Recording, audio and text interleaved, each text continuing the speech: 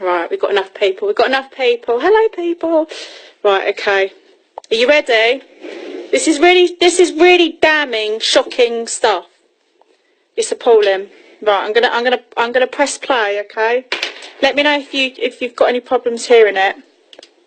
All right. My name's John Major. I know Brian mentioned me earlier. I did 25 years. I'm an ex-policeman. I was detective in the Metropolitan Police. I dealt with. I specialised in child abuse investigations. Can you hear it? All right. I dealt with a case of. I was on the vice unit, specialist unit in the police. I dealt with a case of child vice that was reported. Can you hear it, people? I looked into it, and it was quite apparent that it was quite endemic. There was one little girl. She was 13. She was being pimped out, and she was being given heroin and crack cocaine. And she told me of another girl, who told me of another girl, and on it went. And it was an organised child prostitution racket, which was increasing by the day.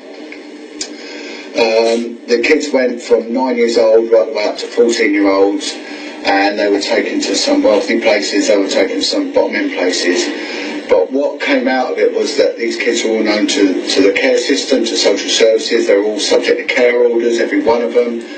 And also that there was a judge involved, there was a senior copper involved, there was someone high up in the BBC involved, and it'd been going on for well over a decade and probably into 2 decades.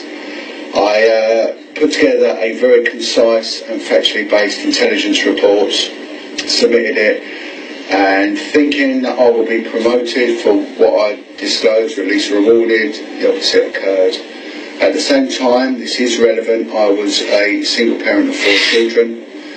I was brought into a senior officer's office. This senior officer is now one of the leading police officers in the country. Leading police officer? And what happened next was just, well, was perverse. He turned around to me and he said, you know, what have you done? I said, well, what do you mean what have I done? He said, you know, what you've found out can never get out. He said, if you mention a word of what you know outside of this room, you're going to F us, F-U-C-K us, past, present and future, and this cannot and shall not and will not ever get out. He said, if you mention a word of it, I will throw you to the wolves. You will lose your job, you will lose your home, you will lose your children. You cannot say a word about this. You have no idea what you're dealing with, who you're dealing with, and how deep this goes. Now, these kids, their lives were at risk. They were living a very, very dangerous lifestyle, and in fact, children did die. The main key witness died. They shut the investigation down, and I was removed. I then went on to another unit, and within the matter of 3 days, I found 50 children that were being prostituted out. These kids are all known to social services, and they were all, the system was making money out of them. I know someone explained it earlier. They'll get £2,000 per children per week for them being in care, and there was no care at all involved. That again was shut down. I made an official allegation of police corruption post Jimmy Savile revelations coming out, and then what happened was that the police came for me. They've tried in the last 3 years to prosecute me on 9 separate occasions, and each occasion could have got me a 2-year prison sentence. On one occasion there was a colleague of mine who's terminally ill with cancer. She was close friends with Bernard Hogan-Howe, who was a commissioner at the time of the Metropolitan Police. At a private party at his house, he was paying for her to have alternative treatment for her cancer. It was costing £10,000, it was coming out of some police slush fund. And what had happened with me, the police had put me on, they revoked my pay. I was on no pay. I was looking at losing my home because I couldn't retain payments. They said if I took up any work, they would sack me. So my job was at risk. A colleague of mine was so appalled as to what happened that she went up to Bernard Hogan-Howe during a Christmas party and said, Bernard, look, I need to talk to you about a colleague of mine. He's been treated really bad, and when you find out what it's all about, I think you'll agree with me. And he said, okay, I'll listen. He said his name is John Wedger. With that, he stood up, walked out, and then the next day withdrew all the funding for her cancer treatment, and her cancer went into remission. Another colleague of mine went to my commander. Earlier this year, one of my children suffered a horrific injury in a terrible accident and was in intensive care, and actually died twice whilst in intensive care. He's now permanently paralysed. I had no income. He was in a hospital 100 miles from my home. I was sleeping in my car because I couldn't afford to stay in a room to go and see him. A colleague of mine went to a commanding officer and said, you need to help John, this is what's happening. I was leaving at home my other children, and one of my children was 16 years old. When my commanding officer heard that, they served discipline papers on my colleague, saying that they're withholding information, and then they sent 2 detectives round to my house and made an allegation being made by the Met Police to my home force that I was committing child abandonment, and they tried to remove my youngest son from me. I teamed up 2 years ago with other whistleblowing coppers. One was Maggie Oliver. I don't know if anyone saw the BBC drama Three Girls. Maggie Oliver was the GMP, Great Manchester Police detective who exposed the Rochdale child grooming gang. They tried to prosecute her. GMP tried to put her in prison. The other one was Lenny Harper, who exposed the child abuse and murder in Hope de la Garenne in Jersey. And lastly was Mike Veal, the brave Chief Constable of Wiltshire, who exposed Ted Heath. I went to see them all, and what they said is, John, this is what will happen to you. Not so much Mike Veal, but the other two. And they said, they'll come for you, they'll serve you with gross misconduct papers, they will charge you with offences, they will arrest you, they will try and imprison you, they will stop your money, and they will attack everything, and it's exactly what they did. After 3 years of fighting the police, I finally won. I'm now suing them. I'm now bringing together all the other whistleblowing coppers. I'm only dealing with child abuse offences. I'm not interested in anything else. But what I'm saying is that there is a conspiracy, a high-level conspiracy involving sexual abuse of children, and it goes right to the top. Lenny Harper, the commanding officer for Jersey Police at the time, said to me, John, what you will find is that the tentacles of what you're looking at will go right to the heart of the British establishment. At the time, the Cabinet Minister for Policing and Crime, Mike Penning, he asked the Home Office to assist me, realising that there was a conspiracy against me. As soon as he did so, the Home Office insisted that they will help me, they will investigate my claims. The Home Office did to me what they did to Maggie Oliver.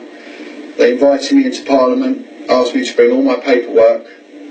They assured me they would investigate it. They seized my paperwork, promising me that there will be an independent government investigation, and then they buggered off, and I never heard from them again. Done nothing. Mike Penning, the very next day, was removed from his post. There is something very, very dark going on. And if I would go back to what the lady said earlier, of the girl who was going on about the straw man thing, I remember a case of 4 children that were taken into care. 3 of them have been registered. The 4th one had not been registered. One wasn't registered. I remember they had to give that child back. They gave it back. So even what the lady was saying about the birth certificate, enslaved us. It sort of verifies that. So that is my thing. I mean, I continue to sort of campaign. I was in the national press at the weekend, and hopefully there'll be more to come. But you know, when you stand up, when you whistleblow, same as a victim and survivor of sexual abuse, you stand alone. No one will stand by you. I've spoken to people, whistleblowers from the NHS, from within the clergy, and so many people are bullied into silence. So that's my angle, but the truth is the truth, and it will all stand out. But thank you ever so much for giving me. Shocking. You shocked? Because I was shocked. It's appalling. That's come from someone who was really high up in the Metropolitan Police. exposing the child abuse, and he's been shut up and his life threatened, his family threatened. Enough's enough, people. Enough's enough. This is the sick shit that's going on behind the glossiness that's portrayed in our media and on the news. This is the real stuff that's happening. Real stuff that's happening. Gets me so angry. Just spoke to the woman I'm working with. 6 more cases. 6 more cases people have had fraudulent bankruptcies. They're stealing the kids. They're abusing the kids. They're stealing homes. They're stealing... It's got to stop. This shit's got to stop. Does that not make you angry? When you listen to that, those of you that... Some of you were joining a bit later. You're going to have to go back to the beginning of the replay. Is that not shocking? It's truly shocking. We haven't got a police. The police are supposed to be protecting us and ain't protecting us. What is the point of having the police? These people swore an oath to uphold the common law of this land and protect the people and protect the children, and they're not. They're protecting corporations, they're protecting the MPs, they're protecting all them bastards in Parliament. Like Theresa May. They're all as bad as one another. That whole thing's a cesspit.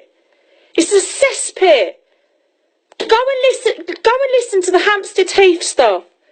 That tells you the sick shit these people are in, and it's all being covered up. But what makes me feel positive in all of this, like I say, there's this energy. He's banding together with the good cops. There's another one, Dave Eden. Dave Eden, I tell you, whistleblower, ex-copper, Metropolitan Police is telling you how corrupt it is. We've got whistleblowers from the NHS. There's whistleblowers coming out everywhere. Now we've got to unite. Next year, and we've got to get behind that movement. The new Chartist movement. It's run by integrity people, and they've got the backing. They've got the backing from the police. They've got the backing from people in army, and they've got the backing from people who used to work in intelligence. Because all the people that are fed up of what's happening in this establishment and what's going on, they're fed up with it, and they're getting together.